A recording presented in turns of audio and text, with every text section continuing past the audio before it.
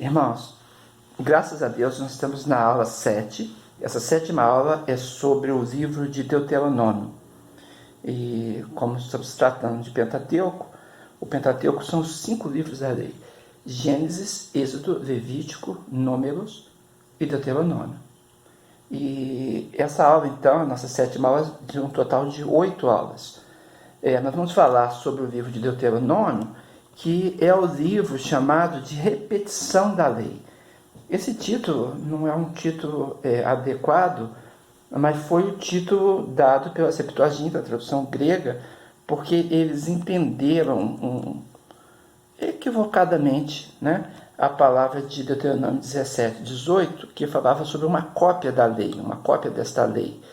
E aí eles entenderam que seria uma repetição. Mas, na verdade, em hebraico, esse livro chama Hadavarim, que são as palavras, Que palavras? Essas são as palavras de Moisés. Então, os israelitas precisavam escutar sobre a lei, mas não é uma segunda lei, É exatamente tratando do que aconteceu na dádiva de Deus para o povo, o entendimento que Deus traz ao seu povo sobre o seu próprio caráter e o caráter que ele exigia do povo no seu comportamento como nação eleita, como povo da aliança. Nós encontramos essa autoria do próprio Moisés, tem um testemunho dele, o Deuteronômio é obra de Moisés. Isso tem várias referências no capítulo 1, do verso de 1 a 6, 4, no capítulo 29, 1, 31, no verso 9, 24, 25, 26, do capítulo 31 de Deuteronômio, nós encontramos falando sobre Moisés. O livro, às vezes, é escrito na terceira pessoa, como Moisés fez isso já 38 vezes em Deuteronômio, E então era comum, é um estilo literário comum. Muitas referências do Novo Testamento confirmam que a autoria do Deuteronômio é de Moisés, como, por exemplo, Mateus 19, 8, Marcos 10, 3 e 4, João 1, 17, mesmo em Atos, Romanos e 1 Coríntios 9, 9, nós encontramos referência a Deuteronômio como escrito por Moisés. Provavelmente, Josué, Eleazar ou Samuel tenham escrito o capítulo 34, adicionaram o capítulo 34 para o livro ter um fechamento por causa da morte de Moisés. Esse livro ele deve ter sido escrito pouco antes de Moisés morrer. E a gente usa a data de 1405 para a morte de Moisés, 1405 a.C., lá na planície de Moabe. Esse entendimento nosso ele é importante para entendermos o tema e o propósito. Ora, depois de 40 anos de peregrinação no deserto, os israelitas estão às vésperas de entrarem na Terra Prometida. E o que acontece com o povo? Tinha uma geração toda nova ali. Houve uma geração que pereceu-se no deserto por causa da desobediência e o afastamento da coragem, do vigor em entrar na Terra Prometida. E essa falta de fé, essa incredulidade no poder de Deus e quase uma rejeição de serem uma nação chamada por Deus para exercer uma vocação sacerdotal e com direito à sua herança dada por Deus, isso tudo fez com que aquela geração perecesse no deserto. Essa nova geração agora precisa conhecer a lei de Deus, o caráter de Deus e os princípios que regem a nação. Eram tribos que precisavam de unidade e essa unidade lhes dariam um aspecto nacional. As palavras-chave talvez seja lembrar, obedecer, bênção, maldição e também a questão do conserto. 7 vezes no capítulo 29 vamos ter essa repetição sobre a questão do conserto. Deuteronômio é o discurso de despedida de Moisés. Ele está se despedindo. Deuteronômio 1 e 33, 1 vão mostrar esse caráter de despedida. A gente pode pensar no esboço do livro, sintético, né, pelo menos lembrando 3 despertamentos. O primeiro é recorda, o segundo é obedece e o terceiro cuida, né? Então nós temos uma revisão da história das peregrinações, que é do capítulo 1 até o 4:43, já falando do passado, recordação. O segundo, obediência, a exposição da lei, de 4:44, quer dizer, logo a seguir, até o verso 26. E o cuidado, a previsão do futuro de Israel, nós vamos encontrar, então, do capítulo 27 ao 34. Então, seguindo, né, como a obediência é do capítulo 4:44 ao capítulo 26, uma seção bem grande, né, e o cuidado, a previsão do 27 ao 34, mostrando o futuro, passado, presente e futuro, na estrutura do esboço sintético, né? Essa estrutura também pode ser vista de forma literária também. E aí nós vamos ter também uma divisão que a gente pode colocar um pouco mais de percepção dela.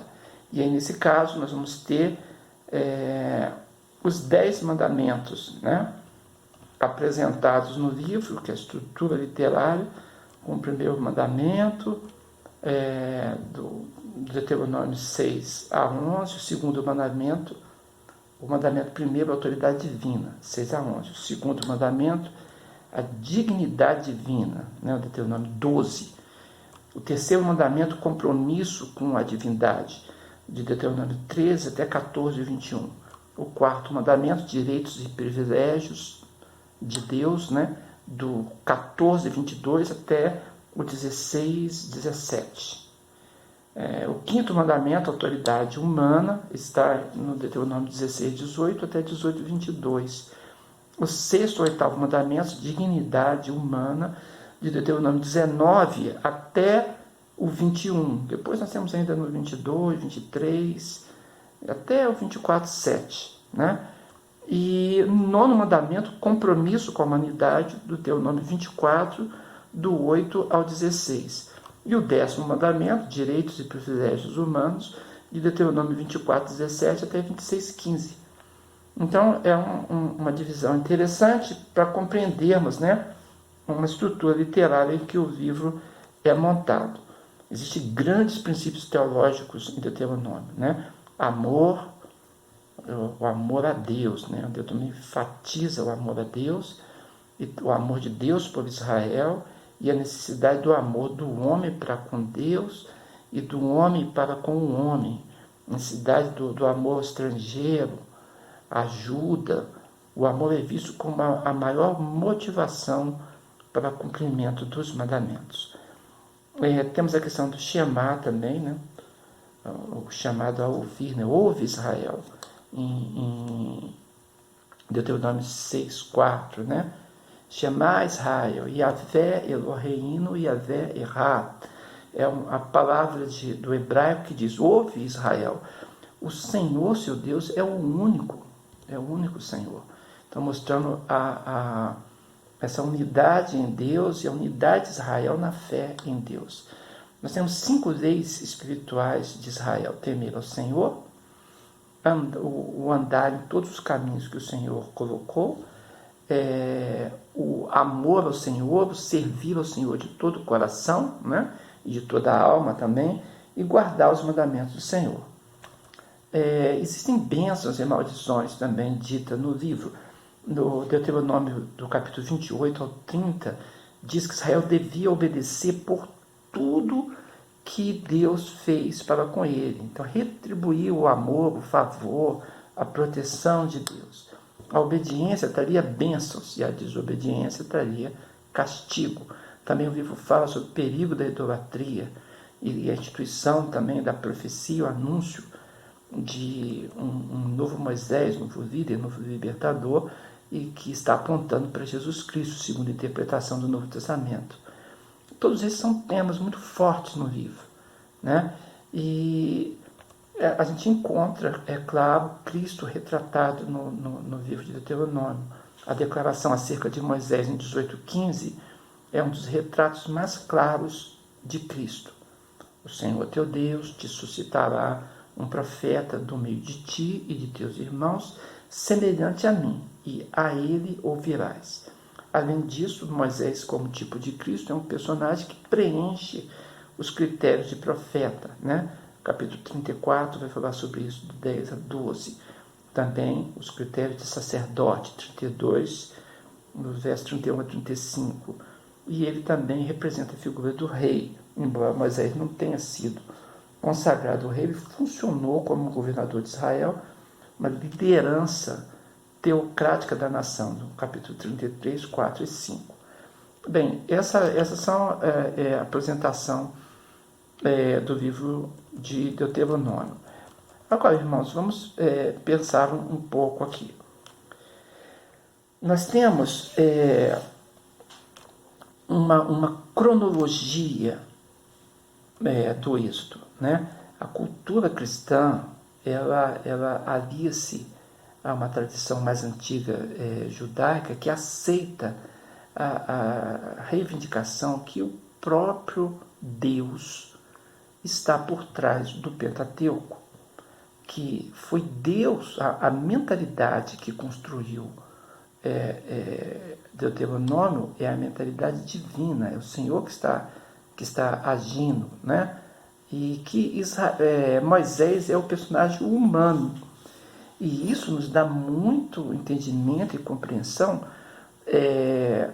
de que Deus é quem move a libertação de Israel, Deus é quem o ensina, Deus é quem o nutre, e Deus é quem exerce juízo também sobre o seu povo.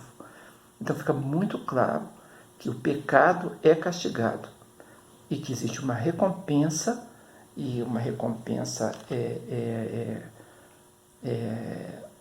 de bênção, de bonança e de estabelecimento de relação com Deus. O que o livro de Deuteronômio nos mostra? Nos mostra que Deus é a fonte do bem. Então, as bênçãos advindas de estar com Deus é a bênção que se obtém pela proximidade da fonte do bem. É por isso que o amor a Deus é o amor sobre todas as coisas. Amar ao Senhor teu Deus de todo o teu coração, de toda a tua alma, de todo o teu entendimento. Esse amor que envolve todas as coisas não é uma declaração de autoritarismo, é uma bênção advinda da comunhão pela fonte do bem-estar em Deus. Então, o raciocínio para Israel é: vocês querem viver bem? Vocês precisam de água? Então tem que ter a fonte da água, senão vocês não vão ser descedentados. Precisam de alimentação? Precisa da fonte da alimentação. Precisam de vitória sobre seus inimigos? Precisam da fonte da força.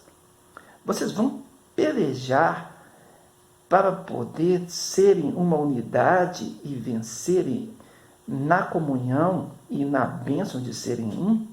Então precisam estar sob uma única bandeira. O Senhor Deus é a bandeira. Então, o raciocínio do Deuteronômio é que a unidade está em Deus, por Deus ser a fonte da bênção. Então, a rejeição da presença de Deus, a rejeição da comunhão com Deus e a rejeição do relacionamento com Deus é se colocar à mercê, não apenas das intempéries da vida, mas da mesquinhez dos homens nessa vida. Então, nesse sentido, Jesus Cristo vai falar que basta cada dia o seu mal, porque fica ansioso pelas coisas. Ora, se é o próprio Deus que faz com que as flores tenham belas cores e se vistam dessas cores, e que os passarinhos sejam alimentados pelos recursos que ele traz à natureza, da mesma forma, o povo de Deus deveria entender que o recurso desse mundo, a provisão desse mundo é a provisão de Deus. Ora, vivemos no mundo que Deus criou, no universo que Deus fez, na atmosfera que Ele estabeleceu, no ar, no oxigênio que Ele nos trouxe para respirar, Então, a bênção advém de Deus. Deus não é apenas aquele supridor, mas ele é o relacionamento do suprimento. Porque a bênção em Deus é o relacionar-se com ele e ter então à disposição aquilo que está inerente a esse relacionamento com ele. Então, se estamos nesse mundo e temos uma atmosfera para vivermos nesse mundo, nós não podemos simplesmente sair do mundo e ficarmos sem atmosfera. Da mesma coisa, nós estamos dentro do suprimento de Deus, então não podemos abrir mão desse suprimento e termos um relacionamento simplesmente com o mundo aleatoriamente. Então, o Deuteronômio, ele chama para nós uma situação de que nós podemos caminhar com Deus, caminhar com um relacionamento com Ele e vivermos nessa intenção dia após dia. Bem, aqui findamos as nossas aulas, estamos fechando aqui o Deuteronômio e pedimos que você acompanhe a 8ª aula, onde nós teremos então o nosso momento de transferirmos esse conhecimento para os novos módulos. Deus abençoe, eu sou o pastor Valdeir Contaifer e tenho a alegria de ter você nessas aulas sobre o Pentateuco. Deus o abençoe, em nome de Jesus. Amém.